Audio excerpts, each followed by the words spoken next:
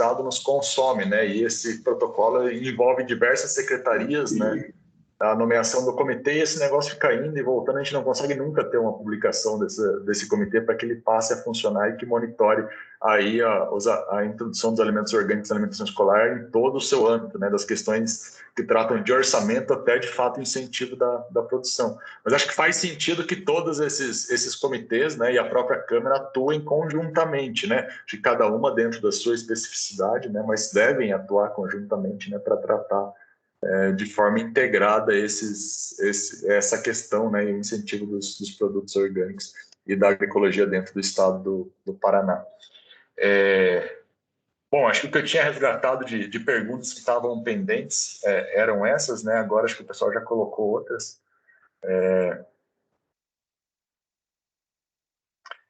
Sobre os encaminhamentos sobre os representantes escolhidos para o comitê, eu não sei quem são, Márcio, eu sei, porque enfim, foram indicações de diversas secretarias, né? Então os nomes que foram indicados pelas outras secretarias eu não tenho acesso agora. A princípio, da Secretaria de Agricultura estavam previstos eu e o Márcio Miranda, né? O Márcio saiu e aí devo ficar eu, e agora, enfim, a gente está num processo de PDV também, a gente tem que esperar ver quem vai ser, mas vão ser indicados nomes relacionados às áreas, né? Na sequência, Melão, está com a mão levantada. E o Claudinho na sequência.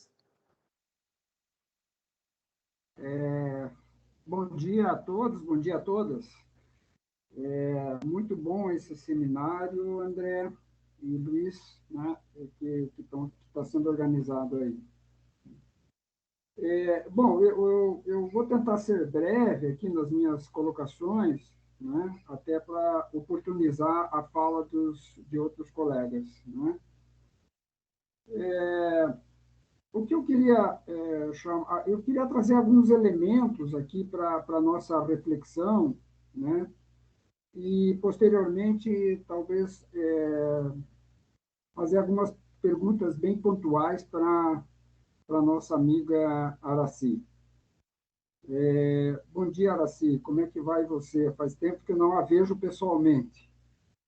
Bom, mas é assim. Bom dia, bom dia. Eu queria trazer aqui, já foi comentado por alguns que me antecederam aqui na fala, é que essa questão da transição agroecológica, né, pouco se fala, né, e aí vou puxar um pouco a sardinha para minha área, mas pouco se fala e pouco eu percebo assim a questão do acesso do agricultor que está nesse processo de transição, do acesso ao mercado, aos mercados, né? Ainda que o André tenha lembrado há pouco, né, que o Paraná Orgânico, né, tenha previsto, esteja lá um dos eixos estruturantes a questão da comercialização, né, mas eu percebo que quando a gente entra nessa discussão da transição ou da conversão, né, bom, aí é uma questão de semântica, não só de semântica, mas, enfim, tratando de transição, pouco se fala, né, na questão do acesso aos mercados, né? E aí, o que eu queria trazer aqui para a nossa reflexão, o Diego, até na sua fala final, ele foi muito pontual nessa questão. Por exemplo, o Paraná Mais Orgânico, né, que é um programa, uma política pública aqui do Estado do Paraná, ele vem trabalhando essa questão, eu diria muito mais da conversão para orgânicos do que propriamente da transição. Mas, independente disso, né, o Diego até deixou para mim essa deixa, né? Bom, aí vem se trabalhando esses agricultores, né, na questão produtiva, né? E eu acho que realmente, né, a gente precisa trabalhar, aumentar essa produção, porque de fato a gente não vai atingir os 100% da merenda escolar orgânica apenas com esses 3.800, 3.700 agricultores, né? o André lembrou, entende que a gente precisaria aí, em torno aí de uns 10 mil produtores orgânicos no estado do Paraná para atingir os 100% da merenda escolar orgânica. E isso imaginando que esses 10 mil estariam entregando a sua produção para a merenda escolar orgânica, quando a gente sabe, né, que tem outros mercados para serem atendidos, não é? Então, também não dá para imaginarmos que, ainda que tenhamos os 10 mil produtores orgânicos, todos eles estariam entregando para a merenda escolar orgânica. Isso, de fato, não dá para contarmos com isso. O que eu quero dizer é que precisaríamos, ou precisaremos, muito mais do que os 10 mil produtores orgânicos. Então, eu queria trazer para a nossa reflexão essa questão de quando trabalharmos, quando pensarmos na transição agroecológica, precisa ter um trabalho forte nessa questão do acesso aos mercados, né? Quando que eu digo, quando o grupo, né, de trabalho interinstitucional trabalhou a questão do projeto da política da merenda escolar orgânica, da alimentação orgânica, nós propusemos, né, foi proposto, né, que houvesse um adicional no preço para esses produtores em transição de 10%. E até onde eu sei, né, isso acabou não entrando, não faz parte, vamos dizer assim, do próprio decreto, né? Quer dizer, qual é o incentivo que esse agricultor que está em processo de transição, do ponto de vista econômico, está tendo ao entrar nesse trabalho, né? E aí eu queria já também assim pegar esse link que eu mesmo estou deixando, né, e perguntar aqui para a Aracy se lá na experiência de São Paulo, né, os produtores que estão nesse processo de transição, ao entregar a sua produção para a merenda escolar orgânica, se eles têm um incentivo no preço, né, no preço do produto, né? Então, queria saber um pouco disso da Aracy, né? Outra coisa que eu trago aqui para a nossa reflexão, rapidinho, né, é que a política estadual de agroecologia, né, que, como bem lembrou o deputado aqui há pouco, né, deve ser colocado aí em audiência pública na semana que vem, mas também, até onde eu conheço, as outras políticas estaduais de agroecologia, elas têm um foco bastante grande na questão do público da agricultura familiar, né? Então, a reflexão, a questão que eu trago aqui para nós pensarmos, né, até que ponto, né, abrindo esses novos mercados, principalmente a partir das políticas públicas, né, se vamos chamar assim, se os grandes produtores, né, as corporações, eu não sei se chegará nesse ponto, né, mas também não poderão se beneficiar dessas políticas. Ou seja, a agricultura familiar, se houver uma grande demanda por parte desses agricultores não familiares, a agricultura familiar talvez vá ficando um pouco de lado nesse atendimento, principalmente das políticas públicas, né? Então, é algo que merece, eu acho que a nossa reflexão, o nosso pensamento sobre isso, né? Como eu disse, né, a política ajudamos a escrever aqui para o Estado do Paraná, né, tem como prioridade o atendimento à agricultura familiar. Mas a gente sabe, né, que outros agricultores, né, não familiares, estão cada vez mais indo para este mercado dos produtos orgânicos, né? Bom, assim, para não me alongar mais, eu queria fazer, além dessa pergunta que eu fiz específica para a Aracy, eu queria entender um pouco como que lá em São Paulo como que é feito esse trabalho de conscientização do consumidor, né? A Araci apresentou, inclusive, em foto aqui, uma feira, né, uma banca em que é exposto lá que aquela banca está, aquele agricultor, né, está em processo de conversão, né? Mas para o consumidor que já tem uma dificuldade de entender o que é um produto orgânico, né, como que ele sabe o que é um produto orgânico, né, como que é feito, né, essa conscientização do consumidor para esses produtores que estão em conversão.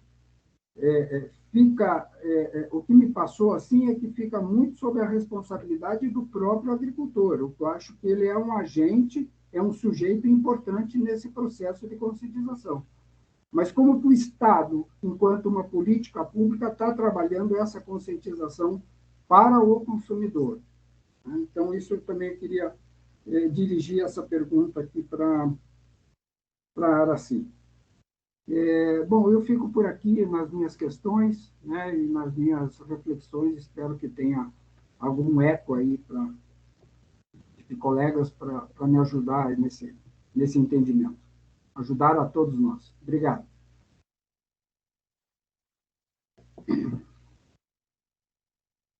Araci, você quer responder agora ou quer esperar outras manifestações para... Você que sabe. Me digam aí. Se quiser fazer mais perguntas, juntam todas. Eu vou aproveitar que você voltou, eu vou fazer mais uma então, e aí acho que a gente poderia responder. Bom, se apresentou o protocolo, né, como ele acontece em São Paulo, tem uma presença forte de técnicos, né, dentro do processo, né? Então se forma um grupo de agricultores e um técnico capacitado em agroecologia passa a acompanhar esse grupo, né? Eu queria que você comentasse um pouco mais sobre a importância de ter um técnico junto e se a presença dele é imprescindível, né? A partir da experiência colocada pelo Israel da Rede Ecovida, né? E aí a pergunta é a seguinte, assim, ó, será que é possível a gente construir um processo em que os sistemas participativos, né, possam, da mesma forma como eles já acreditam o processo de certificação sem a presença de técnicos, né? Apesar de que, enfim, no Paraná a gente está tentando fazer um esforço agora de aproximar os técnicos da terra pública da Rede Ecovida. Mas, em geral, esse processo ele acontece sem a presença dos técnicos, né? São os agricultores garantindo que o processo aconteça, né? Então, se seria possível, né? Se você acha que tem a abertura para a gente construir um processo em que os sistemas participativos mesmo consigam declarar, né? Enfim, que aquele agricultor está no processo de transição também, sem a necessidade de um técnico, né? Tendo em vista que, enfim, no Paraná, se a gente pensar em 10 mil agricultores em 10 anos, né, a gente vai ter que ter um número bastante grande desses certificados, dessas declarações em um ano, né, e aí depender somente da ATER pública, né, ou da ATER não oficial, né, das ONGs e das outras entidades, sem ter uma garantia de recurso que a princípio ele não existe ainda, né, pode ser bastante arriscado também, né. Então, pensar num sistema sem a presença do técnico talvez possa ser uma alternativa, né, para alavancar o processo, né? E aí, o que você acha, né? É possível ou não é possível, né? Então, acho que já tem um conjunto grande de respostas aí. Acho que na sequência, o Cláudio, deixa eu só perguntar, Cláudio, seria para a Araci a tua pergunta também ou não? Senão a gente responde primeiro a dela. Não, não. Não? Não. Então tá bem. Araci, responde primeiro, depois o Claudinho daí na sequência. André, deixa eu aproveitar. Sim. Então, bem Sim. rápido, uma questão também que daí envolve uma resposta vamos dela. Aproveitando aí, vamos aproveitar. Não, a Araci falou na sua apresentação sobre uma necessária rede de cooperação. Isso foi uma das falas que ela falou. Eu gostaria que ela falasse um pouco mais como é que se estrutura, então, essa rede de cooperação aí para desenvolver esse processo. Tá. André, eu vou pedir perdão à minha intercessão aí, cortando a vez de outros, mas vou aproveitar. Araci, eu gostaria que você comentasse como é que é visto essa questão do protocolo junto ao Ministério da Agricultura. Uhum. Legal. São perguntas ótimas, né? Algumas difíceis, né? Não sei se será a resposta que querem ouvir, mas vamos lá. Com relação à Prefeitura de São Paulo, né? Do Ivo. Ô, Melão, super bom te ver aí, há muito tempo, né? E super legal, assim, num momento desse, discutindo esse assunto tão importante, né?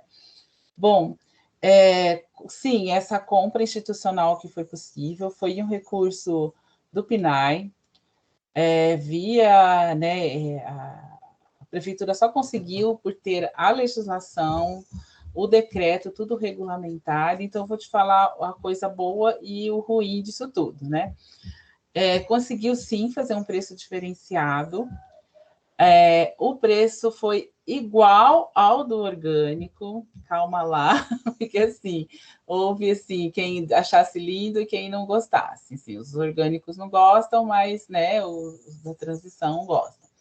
O que na verdade acontece, né? Eu sei que assim é meio polêmico o que eu vou falar.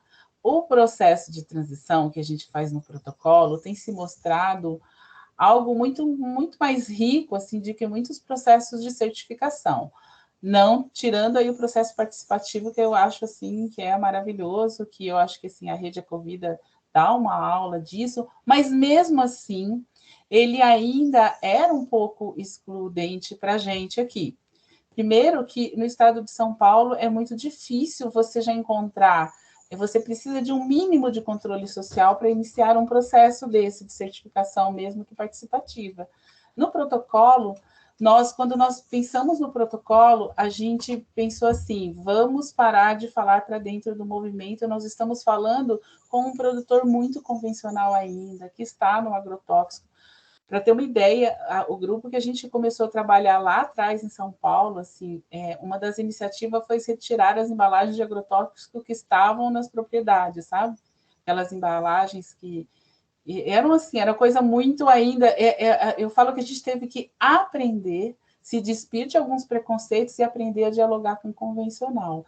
Então, assim, muitas vezes são os produtores que não têm nenhum controle social ainda, não estão organizados, o técnico também, e assim, entrar em transição não é só o produtor, o técnico também entra junto. Então, muitas vezes, assim, a gente começa ainda com o técnico está aprendendo com ele. Essa coisa de ter no mínimo 3 é para começar um trabalho de organização. Em muitas regiões, assim, é um produtor em cada município atendendo, porque um técnico aqui, ele atende uma região, né? Ele não atende um município só. Então, assim, muitas vezes é assim, eu não preciso ter um mínimo de organização social, eu posso começar com um processo de transição. Então, é por isso que muitas vezes a gente, né, pode fazer isso e é mais complicado.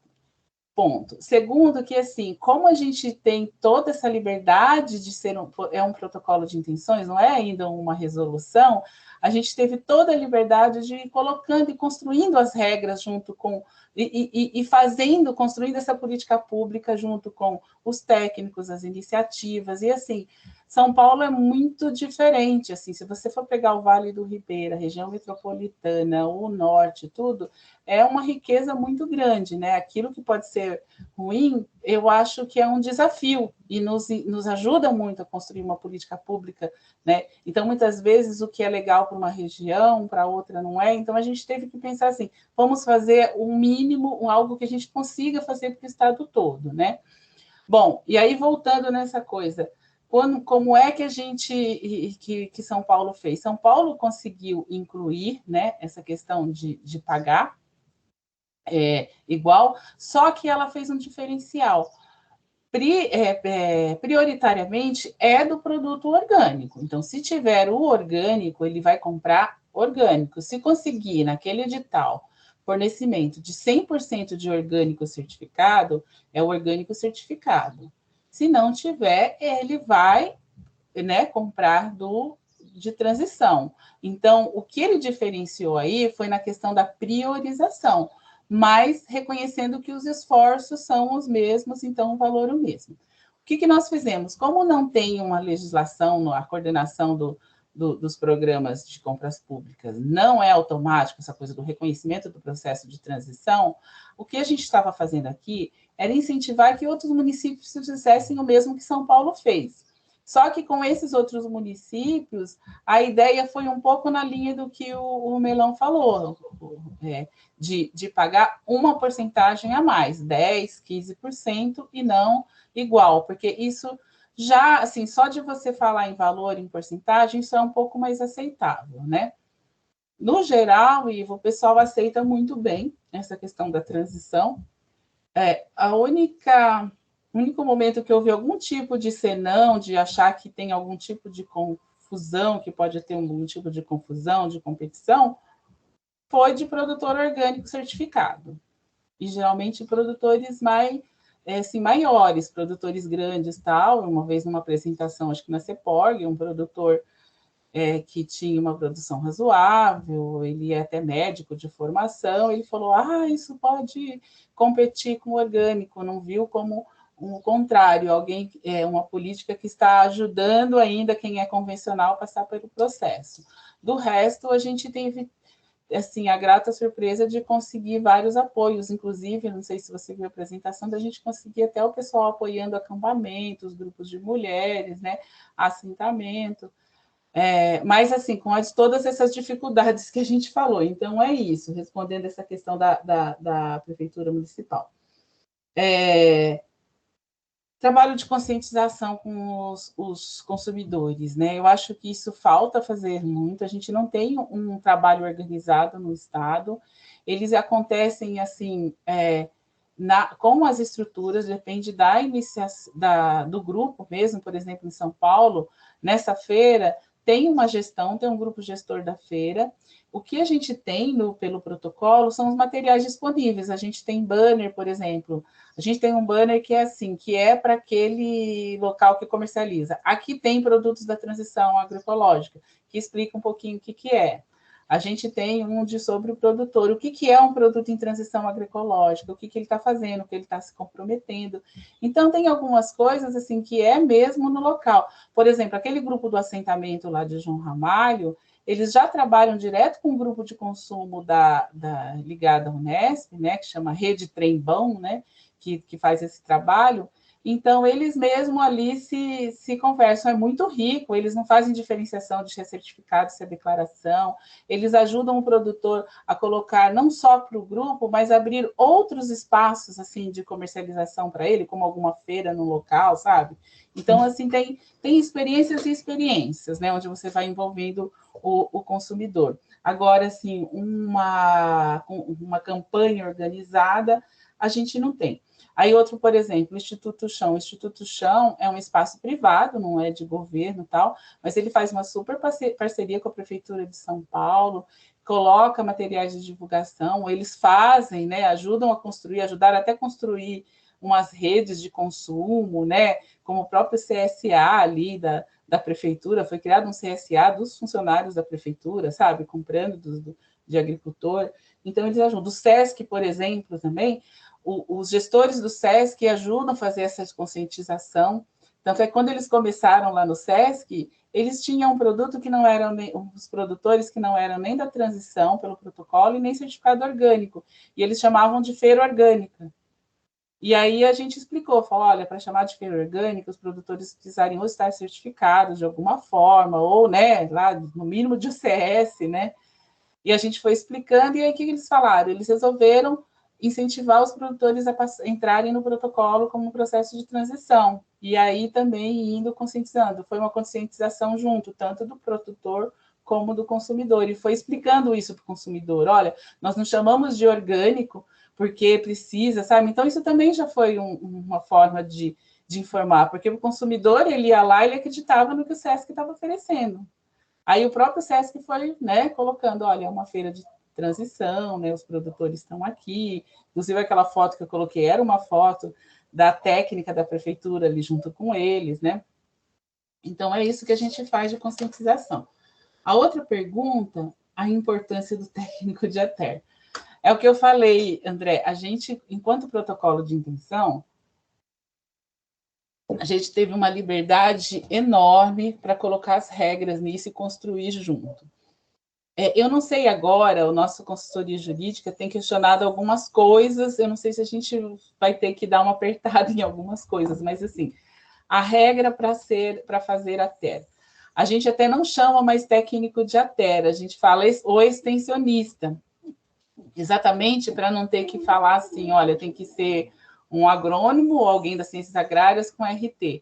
Então, para o protocolo, a gente sim aceitava que pudesse ser um produtor orgânico com mais experiência, que pudesse ajudar o produtor, o grupo de produtor, a fazer esse trabalho de diagnóstico, o plano de transição, aquele processo que eu mostrei ali, né?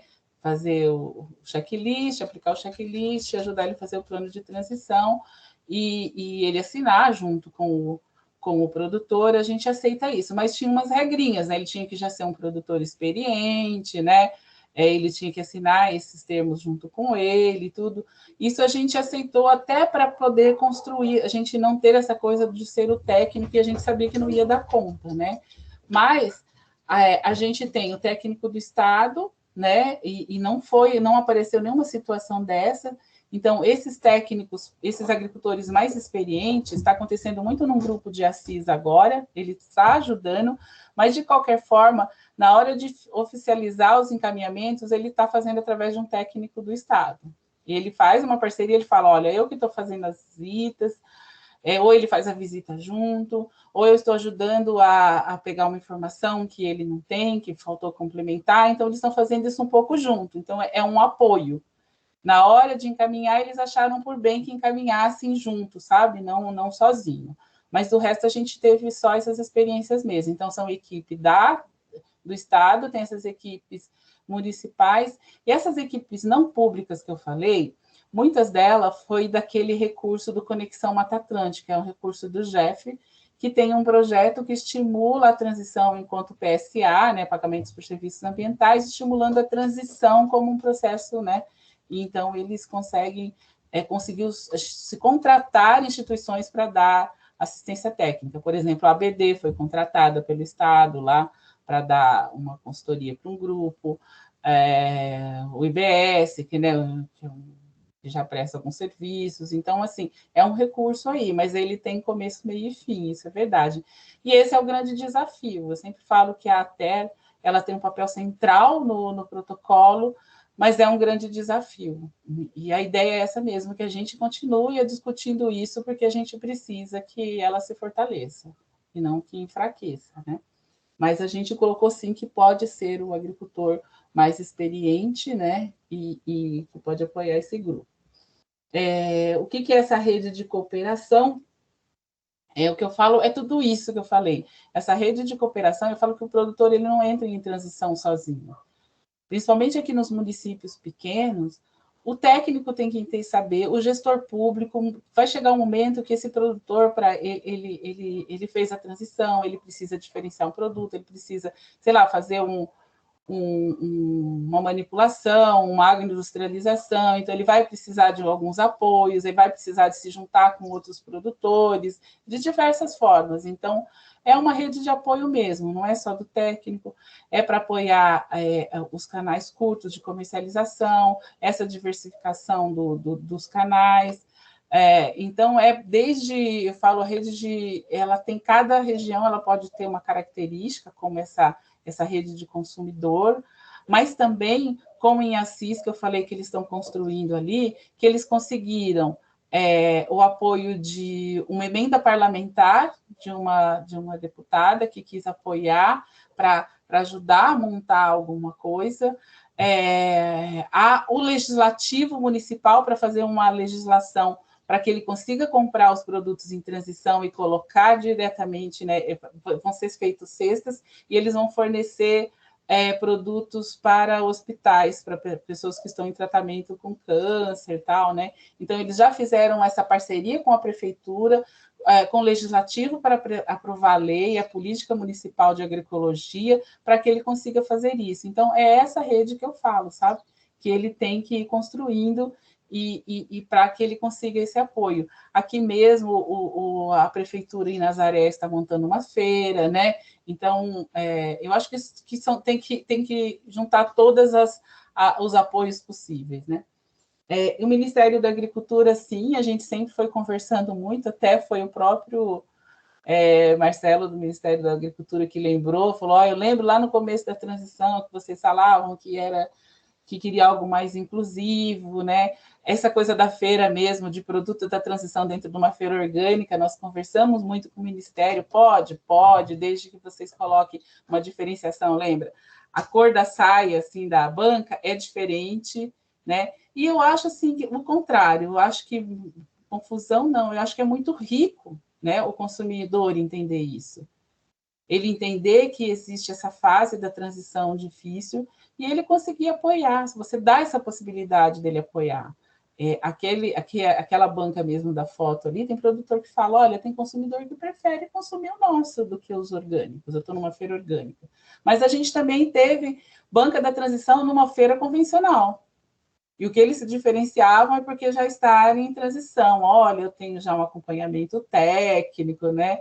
Eu já estou fazendo essas práticas. Depois essa feira migrou, na verdade, para uma estrutura nossa do Estado, que é a gente chama de Unidade de Produção e Desenvolvimento da APTA aqui do Estado, né? Mas já começou numa feira do município. Então, assim, eu acho que cada local ele vai encontrando as suas, né, possibilidades, e é bastante rico, mas também é desafiador.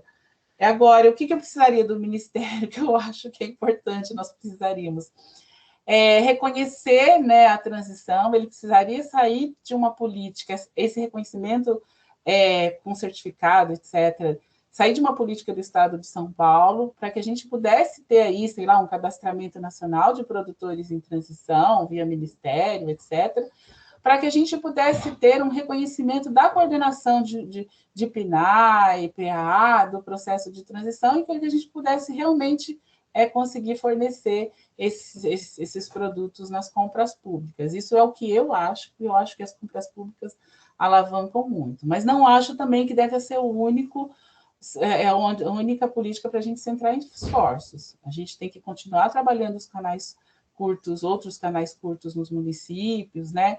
Essa coisa dos trabalhos mais locais e regionais também. Mas o que eu acho que a gente podia fazer, o Ministério, era isso. Do contrário, aqui tem sido um apoiador, tá?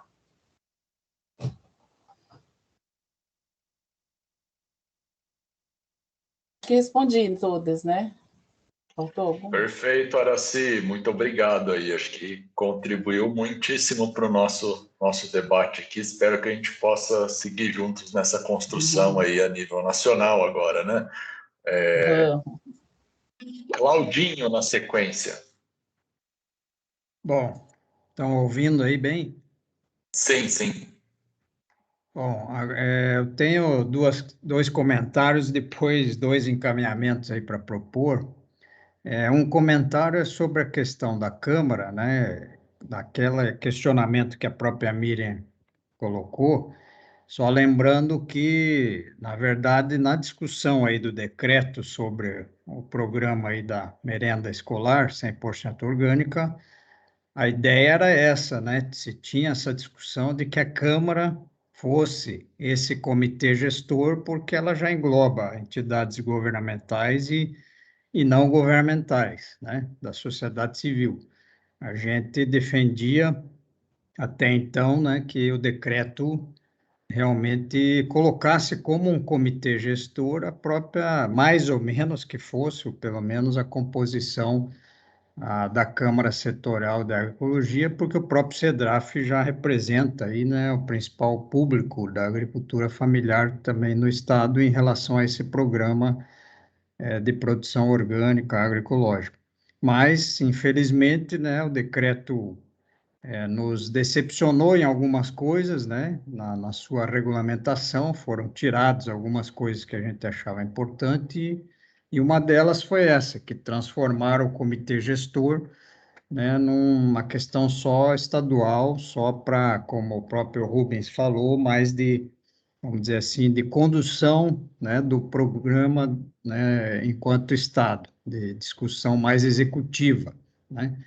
Apesar do Rubens falar que a sociedade civil, né, vai estar participando, vai estar sendo consultada, mas seria importante que tivesse nesse comitê. Mas tudo bem, então, Só lembrando que essa era uma reivindicação, inclusive, da Câmara, que fosse um pouco diferente esse comitê, né? E a outra questão que o decreto não colocou foi a própria questão, como o doutor Olímpio falou aí, do plano fazer parte, né, do decreto e não só uma referência. Isso também foi tirado quando aí da decretação da própria lei, né? Então, o Estado achou melhor deixar o plano só como referência. A gente achava que ele tinha que integrar, né, a execução da própria política e da lei.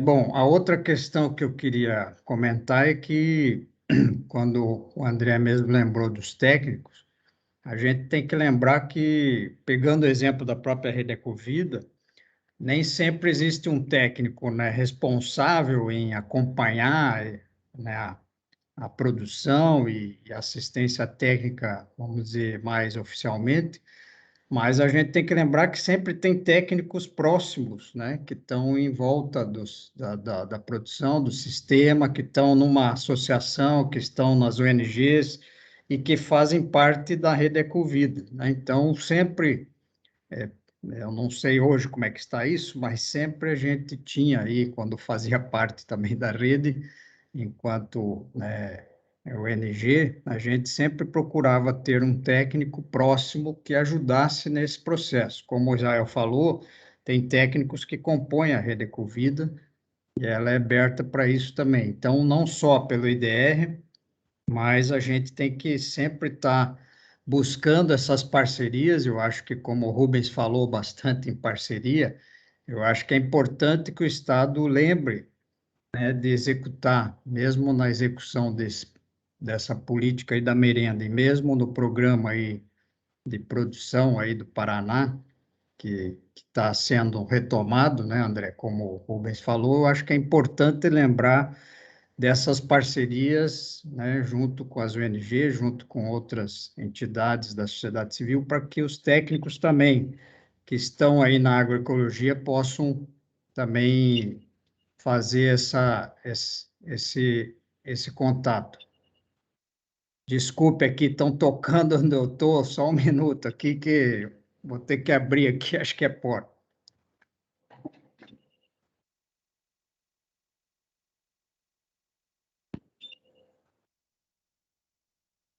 Oi, esqueceram a chave? Como é que é? Frio? André, enquanto o Cláudio abre a porta, eu queria só pedir depois para ver essa questão de como que a gente poderia propor alguma ação para os recursos necessários e aproveitar a ajuda do Dr. Olímpio. Perfeito, Márcio. Acho que é um tema fundamental que a gente precisa se debruçar sobre, né? E aí acho que o Dr. Olímpio, inclusive, pode nos ajudar muito a encontrar o caminho, né? A trilhar e saber como provocar, inclusive, esse debate, né? Bom, Voltou, Cláudio? Sim. espero que tenha dado certo. Acho que não deu. É porque eu estou numa casa aqui que não é minha e não está dando certo o negócio. Mas é o seguinte, não sei se tem outro para falar aí, eu vou tentar resolver, que bem coincidentemente nessa hora deu esse rolo aí, que é minha esposa que está querendo entrar, acho que. Mas pode ir passando a palavra, volto aí depois. Tranquilo, Cláudio. Não tem mais ninguém com a mão levantada, né? No chat também eu acho que não identifiquei mais nenhuma questão, então não sei se mais algum colega quer falar, só levantar a mão.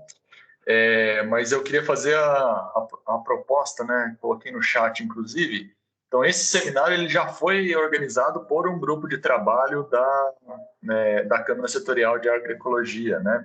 Então, a minha sugestão é que, enfim, que as pessoas que se interessaram pelo debate, né, e que tivessem interesse, acho que podem se incluir nesse grupo de trabalho. A gente reúne as contribuições de hoje, né, desse debate, aprofunda o tema. Acho que a gente poderia fazer uma apresentação de proposta daí na própria Câmara Setorial e na sequência no CEDRAF, né? O Melão sugeriu que fosse nomeada uma comissão com portaria, né? Eu não concordo com esse caminho, especialmente pela demora que a gente está tendo na nomeação do Comitê Gestor da Alimentação Escolar Orgânica, né? O governo do estado agora tem uma lei que rege esses procedimentos de indicação de comissões e é um processo extremamente burocrático, difícil de ser vencido, né? Ainda mais quando envolve a participação da sociedade civil. Precisa de parecer de todos os jurídicos, né? De todas as secretarias que a gente for envolver no processo, né? Então, esse trâmite vai atrasar demais e eu acho que a gente tem condições, acho que enquanto Câmara Setorial, de conduzir bem esse processo de discussão de forma mais ágil, né? E aí apresentar por dentro das instâncias que já existem, né? Que seriam a própria Câmara Setorial, depois o CEDRAF, né? E aí envolvendo os parlamentares, né? E o próprio Ministério Público dentro desse processo de discussão e de construção, né? Da nossa proposta de reconhecimento desse período da transição agroecológica, né? E da conversão das propriedades. Então eu faria essa proposta, tá? O André. Melão, pode falar, vai lá. Bom, eu fiz essa proposta ali no chat, né, e você acabou de lembrar isso. Por que eu sugeri, por que eu estou fazendo esse encaminhamento de que seja constituído um grupo de trabalho para se debruçar sobre essa questão do protocolo de transição, enfim, chamemos o nome que queiramos, né? Porque, e até coloquei ali no chat, reforço aqui, porque essa questão da merenda escolar, do atendimento da merenda escolar 100% orgânico, salvo engano meu, e aqui tem alguns colegas que participaram daquele GT, salvo engano meu, isso só foi adiante, só caminhou, na verdade, por conta, inclusive, do Ministério Público, do qual o doutor Olímpio, eu não sei se ele está aqui presente na nossa reunião, no nosso seminário, mas foi o Ministério Público que, sob uma certa pressão ao governo do Estado, constituiu um grupo de trabalho que se debruçou por alguns meses para formular a proposta da merenda escolar orgânica nas escolas, que saiu algo, ou este decreto que temos hoje. Então, assim, eu também compartilho com você, e talvez com alguns outros aqui, né, de que formalizar demais ou tentar engessar, de repente, demais essa coisa assim meio burocrática, eu sou bastante avesso a essas burocracias, mas, feliz ou infelizmente, o exemplo que nós temos da alimentação escolar só caminhou, só foi mais adiante por conta de uma resolução de governo, de Estado, que constituiu um grupo de trabalho que resultou no que todos nós aqui conhecemos. Então, eu só estou colocando isso em razão desse antecedente anterior e bastante recente que a gente tem a respeito da alimentação escolar orgânica. Então, se conseguíssemos, né, um grupo de trabalho formal, né, com resolução, onde participem não só as técnicos, enfim, pessoas do Estado, mas também, e talvez principalmente, das organizações civis, das organizações dos movimentos populares, eu não sei se não caminharíamos mais rápido entendendo isso, entendendo a questão do protocolo, da transição agroecológica como uma política pública, né?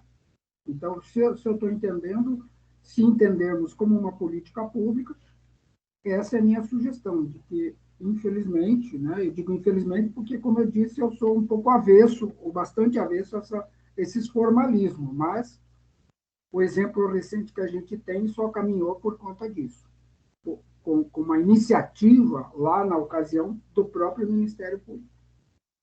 Então, é só essa minha defesa do porquê que eu fiz essa sugestão, esse encaminhamento. Então, posso voltar, só concluir? Sem Cláudio. Bom, então, como encaminhamentos aí, eu até perdi agora a discussão, mas um deles era justamente sobre essa questão do grupo de trabalho. Eu vejo assim, que a gente tem, como o André colocou na Câmara, né, um grupo de trabalho aí que juntou algumas pessoas para essa discussão específica. Eu acho que a minha ideia seria o seguinte: eu acho que esse grupo tem que continuar e tem que ser, né, vamos dizer assim, mais completado aí com outras pessoas que se disponham, inclusive que estão participando aqui, né, do seminário, que pudessem aí enriquecer aí essa discussão. E aí eu acho assim, numa segunda etapa, depois que esse GT da Câmara, e ele é aberto aí a mesmo pessoas que não façam parte, né, como membros da Câmara, a gente até no novo regimento da Câmara aí está deixando isso mais claro, que podem outras pessoas aí que tenham, né, experiência ou que tenham formação aí no tema, podem ser chamados, serem agregados nos grupos de trabalho. Então, esse grupo poderia tirar uma proposta um pouco mais condensada, aí, um pouco mais aprofundada em relação a isso, a esse protocolo de transição aqui no Paraná, né? O próprio IDR, acho que, como já foi falado em outros momentos, tem aí alguma coisa já pensada, então acho que isso poderia ser, então, melhor estruturado na Câmara. E aí, num segundo momento, talvez partir um pouco para aquilo que o Melão está colocando, de tentar formalizar perante o Estado essa discussão, né? Para que daí o Estado possa absorver isso de uma forma mais formal mesmo, né? Então, eu vejo assim, primeiro a Câmara, enquanto CEDRAF, discutir isso, tirar uma proposta já mais formatada, né? Uma coisa escrita mesmo, e depois a gente levar isso para o Estado, né, para a SEAB, aí, para o IDR, para enquanto Estado mesmo, para que possa, então, talvez, se for necessário, formalizar isso num grupo mais formal enquanto Estado, para daí, se for o caso, né, como o Melão diz, partir para uma resolução ou alguma coisa parecida para que isso se torne uma política mesmo dentro do Estado, né? Então, esse seria um encaminhamento, enquanto e continuar a discussão dentro da Câmara no GT, acrescida aí por outros que se disponham, e depois levar isso para o Estado. E a outra questão de encaminhamento é que eu acho que na discussão da audiência pública na terça-feira aí, da política estadual da agroecologia e produção orgânica, que o Lemos junto com a APRA, aí, que é a Articulação Paranaense, né, de Agroecologia, a gente está puxando, levar também esse tema aí para dentro dessa política estadual, né, a questão da transição agroecológica. Eu acho que isso, no projeto, ele está, assim, citado só meio superficialmente, pelo que eu me lembro, né, e o Melão, a gente que participou aí desse debate com o Lemos, na construção do projeto de lei, o que eu me lembro, ele está citado, mas assim, mais só como uma questão também mais superficial em relação à transição agroecológica. Então, acho que na audiência, talvez a gente também lembrar desse tema aí para o deputado Lemos, para que talvez, se for o caso, ainda acrescentar alguma coisa no projeto de lei quando for discutido, né, no plenário, alguma emenda que seja necessária para também deixar essa questão da transição mais coberta aí por essa política estadual. Então, é isso que eu tinha para colocar aí.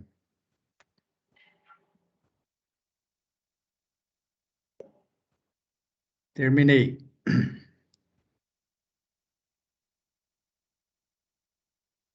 Perfeito.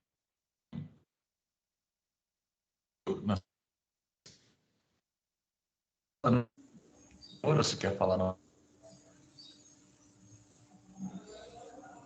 Para o Júlio. O André está cortando aí, ó. Viu, André? Só, assim, de hoje, assim, que eu acho que de mais concreto, até pensando em encaminhamento, que a gente quis puxar, né, essa discussão primeiro para para aqueles do GT ou uma parte aí do pessoal que está envolvido com agroecologia e não conhecia o protocolo, né? Talvez a gente conversar com o Dr. Olímpio ou com o pessoal mais do meio jurídico, porque eu vejo, assim, nossa preocupação em também utilizar o protocolo, e eu acho que ele é uma das ferramentas, assim, mais concretas e objetivas para você fazer com que o agricultor inicie o processo ali. Aquele checklist que a Aracy mostrou, né, está muito bem organizado. E a nossa preocupação em relação a atingir os 100% da merenda, e tudo bem que teve pandemia, enfim, aí, a gente utilizar essa ferramenta com os agricultores familiares convencionais que já fornecem na merenda. Eu acho que esse seria um primeiro caminho para a coisa andar rápido, assim. Você não pode obrigar o agricultor convencional que fornece a merenda a virar orgânico, mas você pode dizer para ele que daqui a alguns anos ele não pode mais fornecer porque tem uma lei que vai exigir que seja 100%. Então, esses agricultores já é um potencial enorme para fazer essa transformação. E a gente pensar nessa ferramenta, nesse protocolo, como uma ferramenta para isso. Então, o agricultor, os agricultores que quiserem aderir, num primeiro momento, entra no protocolo. Depois de um ano, eles estão com tudo certinho. Daí eles ou vão para o mais orgânico, ou vão para a rede Ecovida e estão certificados. Aqueles que não avançarem, não se certificam. Acho que isso é que a gente tinha que, junto com a Secretaria de Educação, com a Fundepar, não sei, e o próprio Ministério Público, aí, fazer essa pressão que o Melão falou, né, que felizmente ou infelizmente o Ministério Público tem que estar com a gente, para daí chegar lá para esses grupos de agricultores que estão, na maioria deles, em organizações, né, porque a compra é coletiva, chegar nessas organizações e falar, ó, nós temos esse prazo, nós temos essa ferramenta, que agricultores querem entrar no processo. Quem não quer, não é obrigado, mas daqui 6, 7 anos vocês não vendem mais para merenda. Mas a escolha é de vocês. Acho que isso é que deveria ser um encaminhamento mais concreto e principal que a gente deveria tomar, né?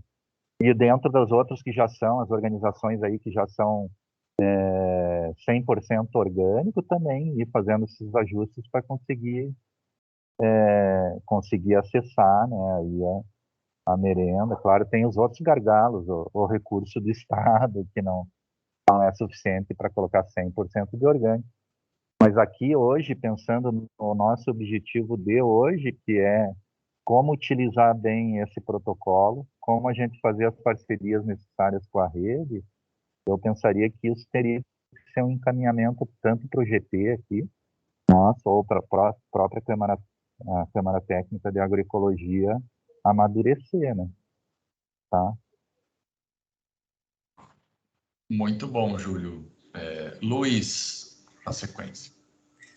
Sobre os encaminhamentos, né, eu também estou de acordo aí que precisamos fortalecer o GT, que criamos, né, vinculado à Câmara. Então, acho que vamos fortalecer o GT, trazer mais algumas pessoas, e aí o GT fica, então, responsável por sintetizar, acho que toda a nossa discussão aqui, e também lapidar aí esse conjunto de sugestões e apontamentos, né, que foram colocados.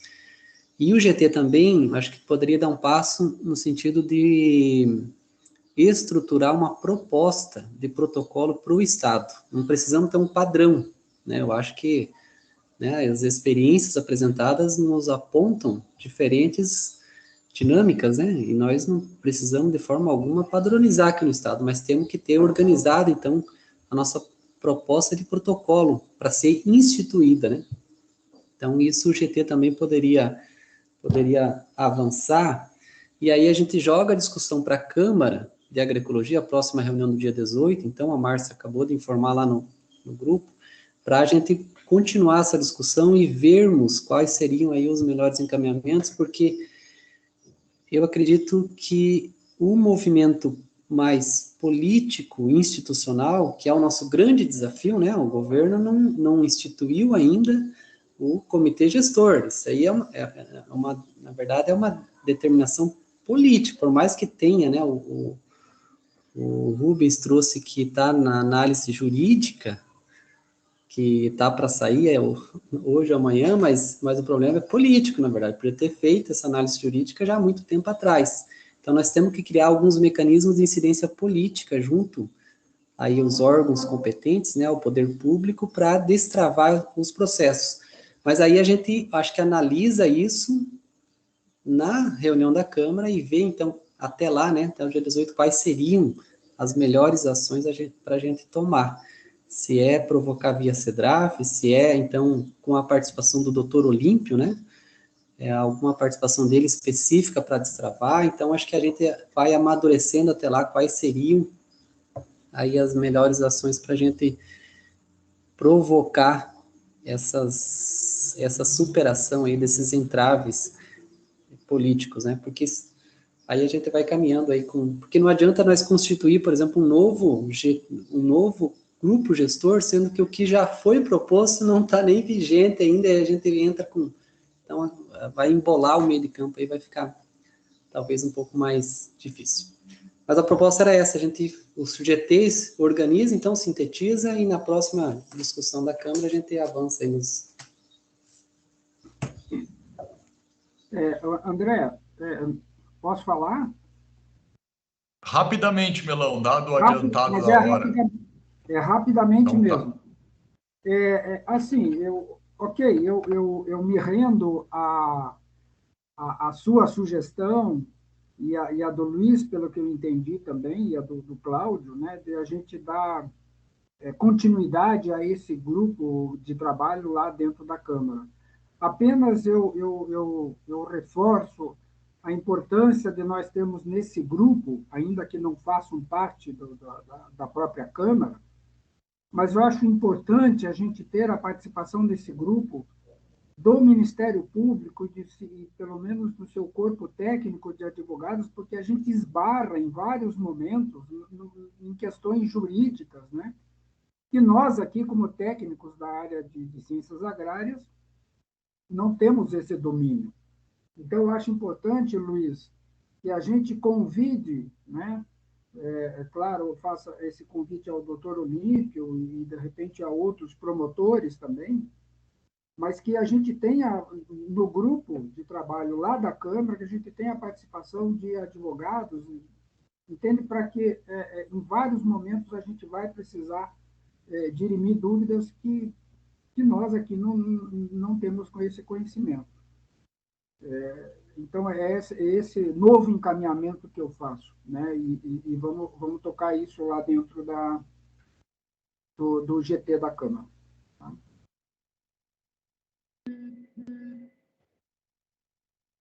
Perfeito, Melão. Acho que o grupo de trabalho, acho que ele tem a autonomia daí para fazer, convidar as pessoas que forem precisas para... Acho que a encomenda do GT é bastante clara, né? Enfim, precisa fazer a coisa andar e entregar uma proposta, né? E acho que tem autonomia para fazer todas as diligências e convites para outras pessoas que forem necessárias aí, né? Para fazer a coisa andar. Bom, no meu entendimento, então, acho que está bem encaminhado, então, né? Acho que o grupo de trabalho segue trabalhando, agrega novas pessoas e apresenta uma proposta na Câmara Setorial, né? De acordo com o que o Luiz propôs, né? E a gente envolve as pessoas que forem necessárias para isso, né? Mais alguma colocação, Luiz? Ou outro encaminhamento? Não, é isso. Da minha parte, fechamos bem aí a nossa manhã. E boa Então prosa. faz o encerramento para a gente aí, então, Luiz. Você como coordenador da Câmara Setorial.